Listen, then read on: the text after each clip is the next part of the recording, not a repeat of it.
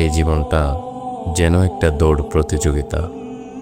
কেউ দৌড়াচ্ছে অর্থের পেছনে, কেউ সম্মান, কেউ ভালোবাসা, কেউ বা শুধুই বেঁচে থাকার লড়াইয়ে।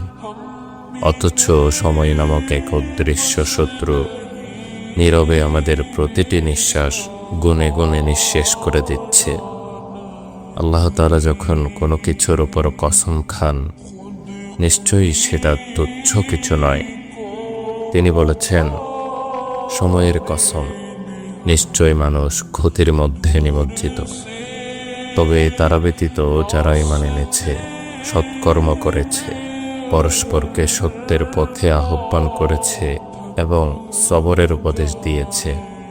এই কোরআনের আয়াত যেন এক আদালতের রায়, আর তুমি আমি সবাই সেই রায়ে হেরে বসে আছি। কিছু মানুষই শুধু বাঁচবে যারা বিশ্বাস করেছে, সত্যে দাঁড়িয়েছে, অন্যকে সত্য বলেছে, আর সবর করে গিয়েছে অন্ধকারের মাঝেও। ভেবে দেখো, তুমি কি তাদের দলে? না হলে সময় তোমাকেও ধ্বংস করে ফেলবে নীরবে। কোনো প্রকার শব্দ হবে না, আগাম কোনো ঘোষণা হবে না। শুধু একদিন হঠাৎ আবিষ্কার করবে, সময়ের গল্পে তুমি চিরতরে হারিয়ে